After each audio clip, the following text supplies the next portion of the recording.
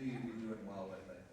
But I thought when I found out that the Minnesota Wild would like to offer to bring the Stanley Cup to our school, what a wonderful break on a Tuesday afternoon from testing, on a beautiful day, to have this very, very special trophy come and visit us. And I just want to say a huge thank you to the Minnesota Wild for their partnership with us, for the volunteering that they're doing with all of you. Can we give Minnesota Wild a big round of applause?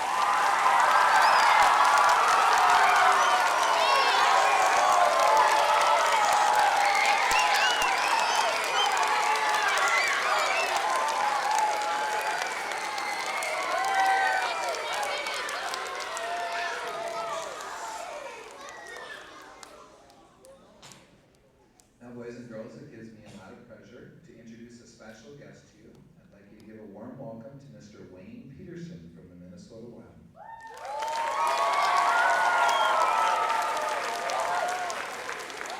Good afternoon, Horace Mann Elementary. How is everybody today? Well, thanks for letting us come today. I'm sure you want us to be as quick as possible so you can get back to your classrooms. Is that correct? How many Wild fans do we have here?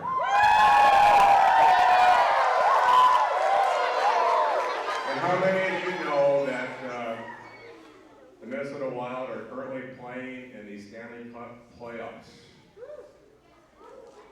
That's right, we have a game tonight at 8 o'clock against who? Do you know who we're playing? The Anaheim Ducks. And we played the Ducks on Sunday at the Exxon Energy Center in St. Paul and played them again tonight in St. Paul. And on Sunday there was a large group of students and some parents that came over to the arena about 1 o'clock on Sunday, and they put 20,000 rally towels out on the chairs, every single chair in the arena. How many of you were involved with that? Just raise your hands. Give it up for them.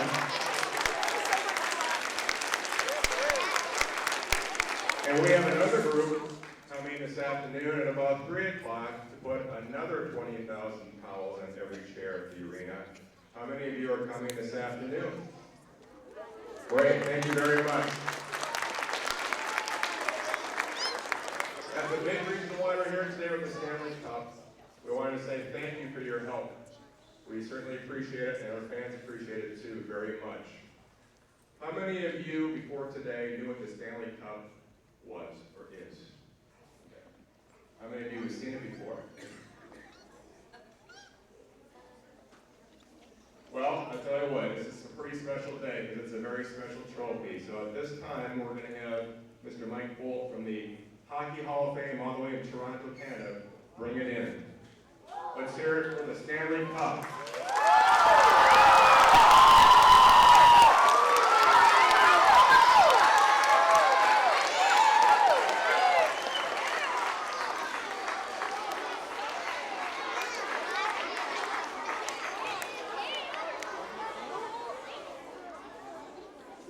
Let me just give you a few fun facts about this trophy.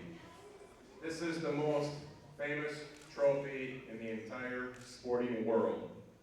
It's the oldest trophy competed by or for by professional athletes and was first presented back in 1893. That's 114 years ago. That's how old this is. It travels about 300 days per year and has logged more than 400,000 miles just in the last 5 years. So it gets around to a lot of places. It's been to places such as Russia, Czech Republic, Sweden, Russia, Finland, Japan, Switzerland, and the Bahamas. Have you heard of those places? Yeah. It's even been to the White House, it's been to Yankee Stadium, and it's even climbed Mount Elbert in Colorado. And it's been on the Late Night Show with David Letterman. And it was even used once as a baptismal font at a church. So it's been to a lot of places all over the world. It weighs weighs about 35 pounds and is just under 3 feet tall, and is the only trophy in professional sports that has the names of winning players and coaches engraved in the trophy. And each player and coach that wins this trophy gets to take it for a day and do with it as he pleases. Now, many players are very superstitious about the cup. A lot of players, if you have not won the cup, if you're an NHL player and you have not won the cup, a lot of people don't even want to look at it. They won't even touch it. So the Minnesota Wild has not yet won the Stanley Cup, but we will someday. That's right. So this trophy, while it's in St. Paul today, will not be at the arena tonight, because there's a lot of superstitious players. But we do have somebody here who did win the Stanley Cup. And I'll introduce him to you. He's all the way. He was born in a little town named Powell River, British Columbia. Does anybody know where British Columbia is? Right there. Yep. What country? Anybody? Yep. Canada. That's right. He's from Canada. He played hockey, college hockey at the University of North Dakota. And he played 7 years in the NHL, 3 years with the New Jersey Devils, and 4 years with the Minnesota Wild, and he finished his career with the Nashville Predators. And when he was with the New Jersey Devils back in 2000, he won the Stanley Cup, so his name is engraved in this trophy. Come on up, Brad Bombardier.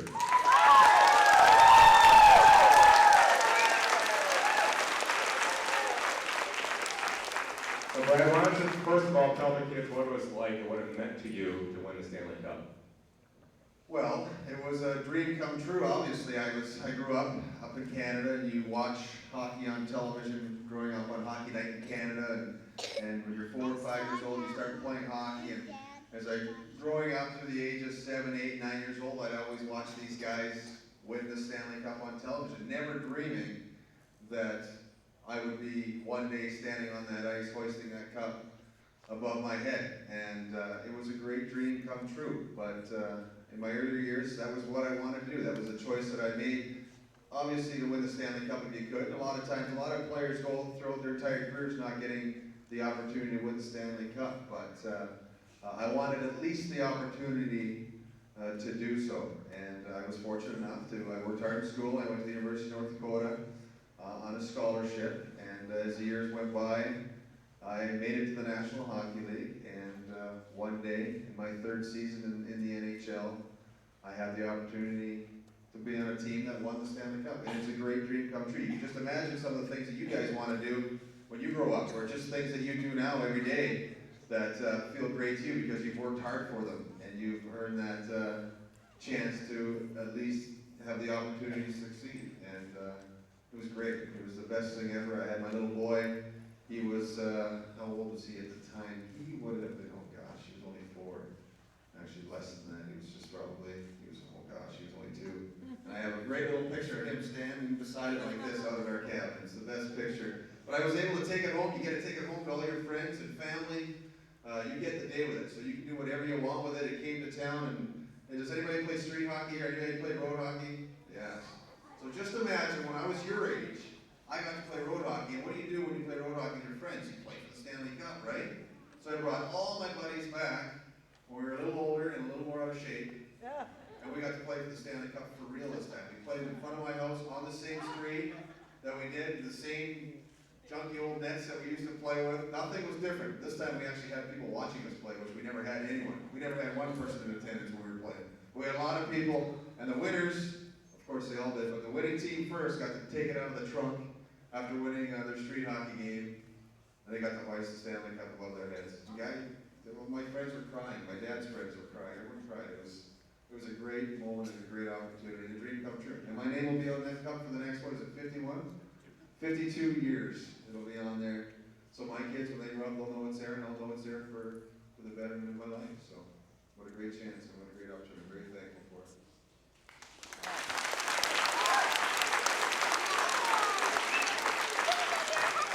How many of you have heard of David Letterman? Max. Okay, he has that that show on CBS called Late Night. Now Brad and some of his teammates from the New Jersey Devils got to go on that show with the Stanley Cup. So why don't you tell the kids what kind of experience that was being on the late show with David Letterman? It was pretty cool. We got to take the cup to New York City. Of course, have you ever seen, has anyone been to New York City here in this room? Holy smokes. That's impressive. We got to go to New York City with it. Went down Broadway with it, stopped traffic. People were hopping out of their cars, walking down, getting pictures. They couldn't believe the Stanley Cup was right in Times Square.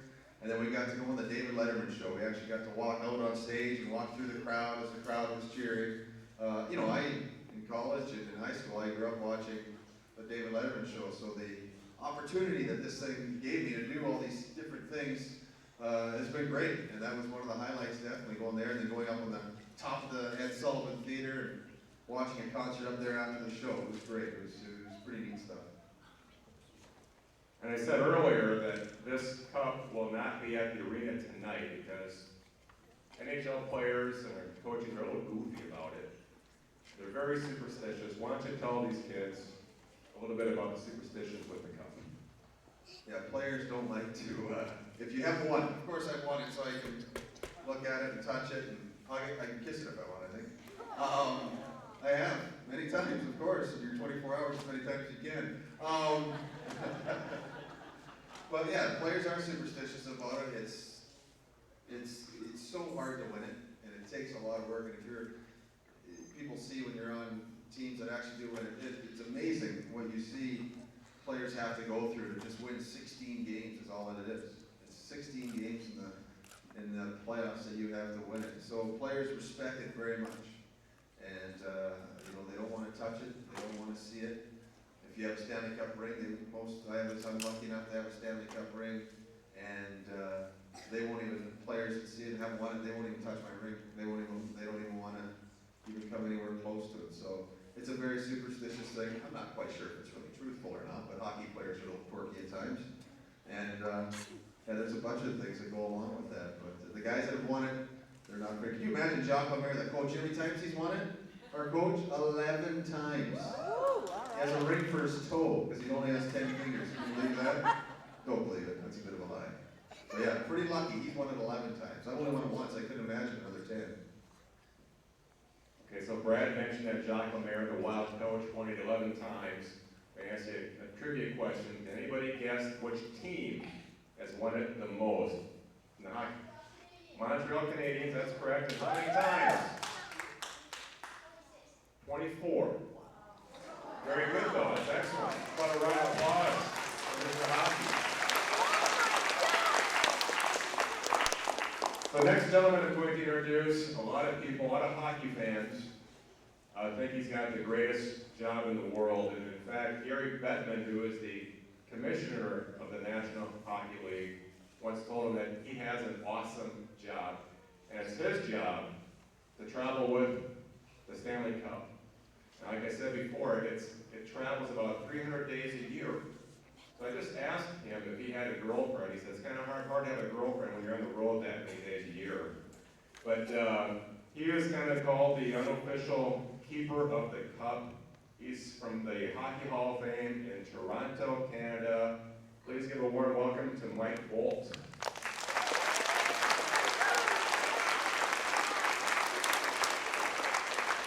Mike, why don't you share with the kids some of the places where you've been, and maybe one or two crazy stories, because I'm sure you've seen a lot with this company.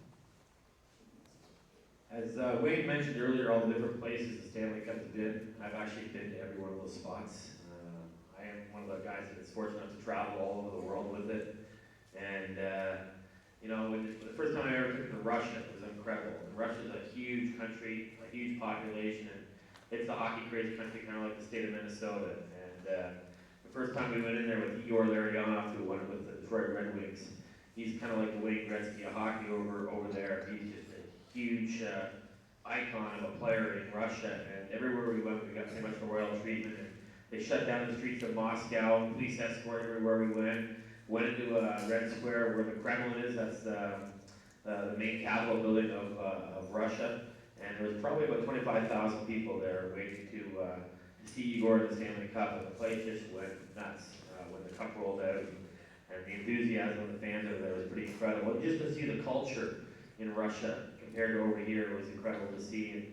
And the tie-in between hockey and the culture, and Igor sharing it with as many people as he could was pretty neat. And pretty much every player that we've ever been with tries to share it. Like Brad shared back home with his family and friends. And that's one of the coolest things these guys get to do is they get to go back to their childhood like Brad did and play road hockey with it, to sharing it with their family and friends, and the people that maybe help them along the way with their career. From the guys that used to sharpen their skates and that small little room in the back of an arena, to take it right into their shop there. One of my favorite stories, I guess, would be one of Brad's teammates, in 2000, Marty Brodeur, shared it with his kids. And Marty won in '95, and his kids weren't old enough to realize what had happened. But in 2000, they did. And he said, you know what, guys, I'm going to give you 2 hours with the Stanley Cup. You can do anything you want with the cup. He said, really, Dad? Anything? Yep, anything. He said, you know what, we want to go to the movies with the Stanley Cup and eat popcorn out of it. That's what you want to do? Okay. So we went to a movie theater in Montreal, walked right in with the Stanley Cup. The kids put the Stanley Cup down between the kids, they poured their popcorn in it, and watched the movie eating popcorn out of the Stanley Cup. So that was kind of a neat moment. One of the coolest things I ever got to do with the Stanley Cup was I got to go to the space shuttle one time. Not actually go into space, but we had the cup at Kennedy Space Center, and we got a tour of Kennedy Space Center, which was incredible. And I found out afterwards that I saw more than what 1% of NASA employees see. So the fact that I actually got to go on the space shuttle and tour around places where the launch pad is, where the shuttle goes off into space, was pretty cool for me. And also, I guess going to the White House was another very cool thing. The White House honors any American team that wins in any sport, whether it's hockey, football, basketball, baseball. If you won a championship in the United States, you get honored by the president. And I've been lucky enough now, there 4 times there, but my first time going there was just incredible to see the history again behind the White House and being the most powerful building in the world, and to meet the president was just an incredible experience. And everybody was so nice, and got to go right in the Oval Office and everything like that. So it was a lot of fun. So it's like I say, I couldn't have bought this much fun. I've enjoyed every moment of it.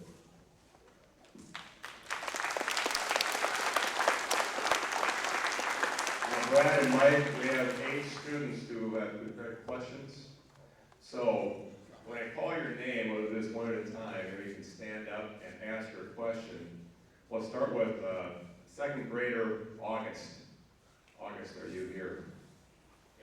What was your favorite grade and subject in elementary school? I think the question's for Brad. What was his favorite grade and subject in elementary school? Grade or subject or both? Both? Wow, that's a good question. I'm going to say my favorite grade would have been grade 7. Yeah. Really? Do you guys agree with that? Well, it's elementary back there. Oh yeah, sorry, I'm from Canada. So it was elementary school back there for us. We went kindergarten, grade 7, then grade 8, grade 10, and then grade 11, and grade 12. Followed closely by grade 2, actually. How about that? Is that good? Grade 2. Mrs. Murray was my teacher in grade 2. And my favorite thing to do was recess lunch was spelling. I loved spelling. What's your favorite? Really? Good for you guys.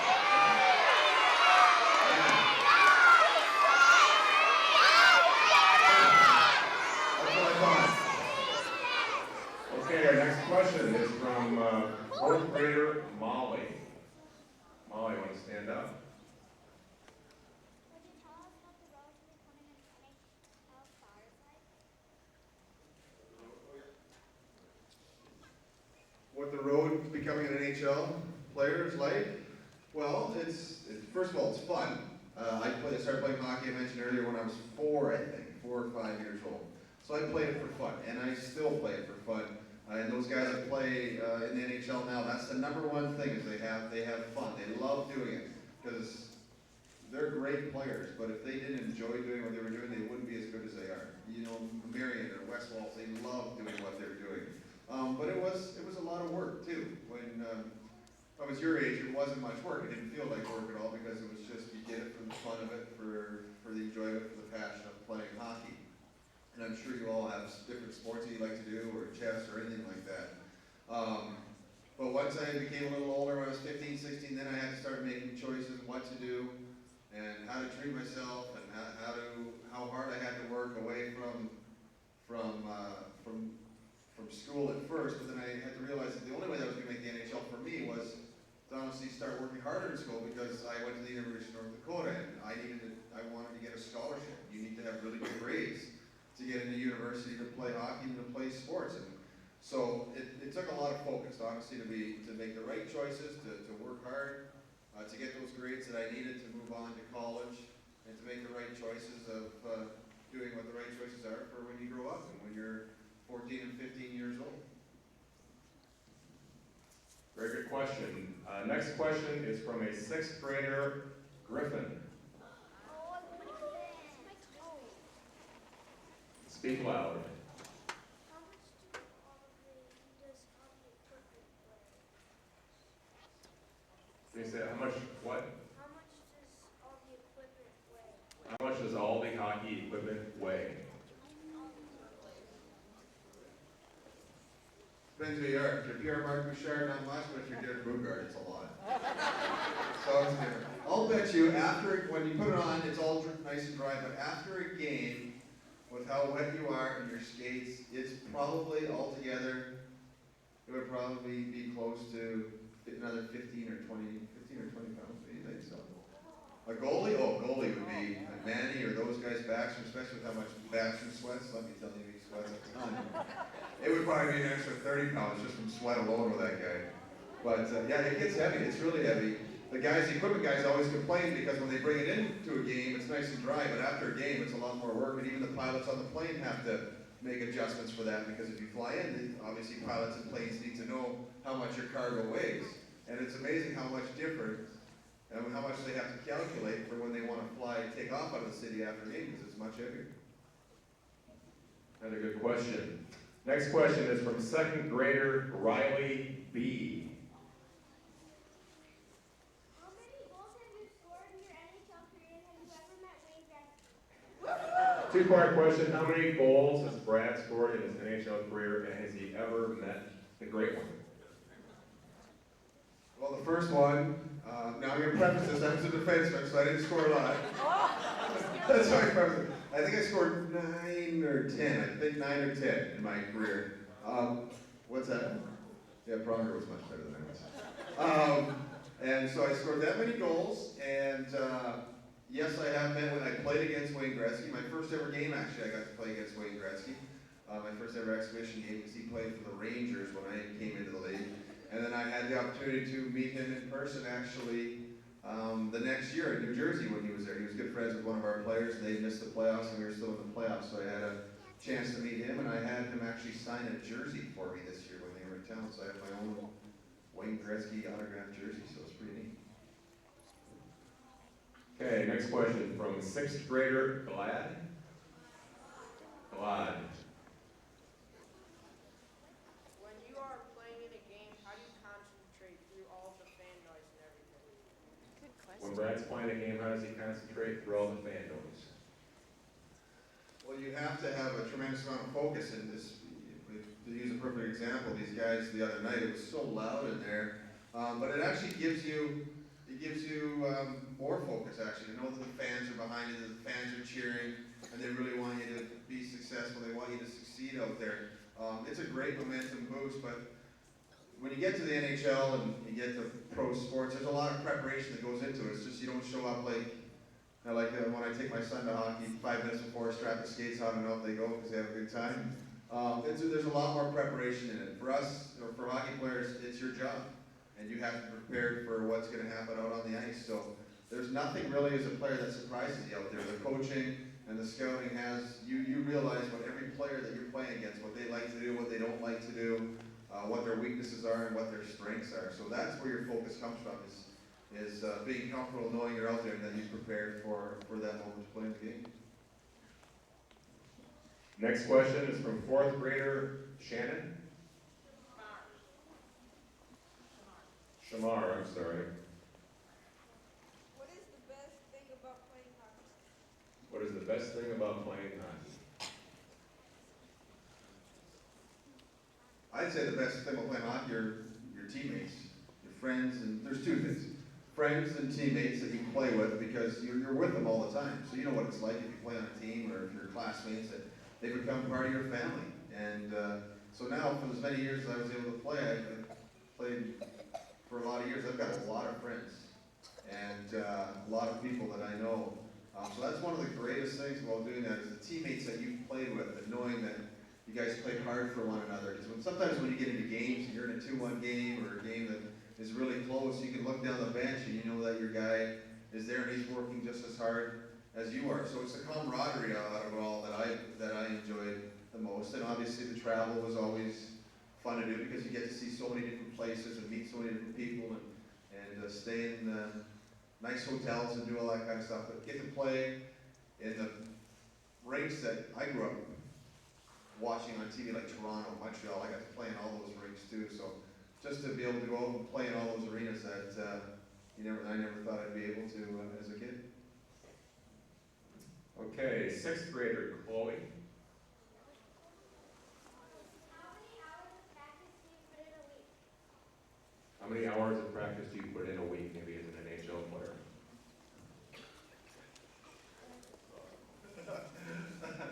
As an NHL player, you would probably spend about 4 hours a day at the arena.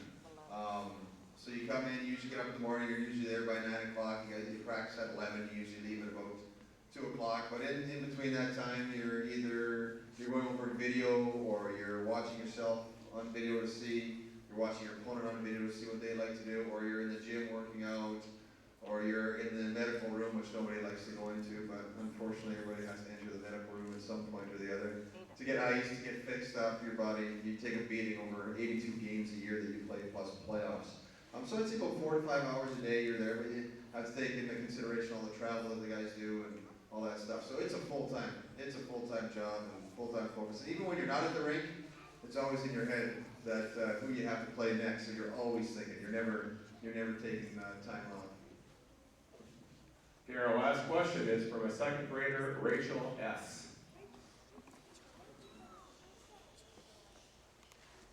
What is your favorite position to play in hockey? What is your favorite position to play in hockey? My favorite position was defense. Yes, we always say, there's a running joke between defensemen and forwards, is sometimes in games, sometimes a defenseman will go up and play forward, and we always say that, well, at least you play forward tonight, at least you don't have to think. Because in playing defense, I like playing defense. It's challenging, it's tough, it's a tough position. When these young guys come in, we got guys like Brent Burns who come in and he's just learning the position. It's a difficult position to play because you're in your defensive zone a lot of times, and if you make a bad pass, you make a mistake, a lot of times that's a shot on net or it's a goal against. We always say if a forward makes a mistake in the other end, what's the worst thing that happens? They just break it out and come down the other end. You've still got room to survive out there. But it's fun. It's neat being able to defend against the better players in the league and trying to help your team win that way. Defense, we always say that we don't score goals, but we can stop as many goals as maybe we could score. So that's the way we defend our position. Now, before we end the program, maybe Mike and Brad, you could turn this up around. You can point out where your name is, Brad, so the kids can see it perhaps as they leave the gymnasium. So it is. It is there. They broke it off. Yeah. Okay. You guys have been a great audience. Thank you very much.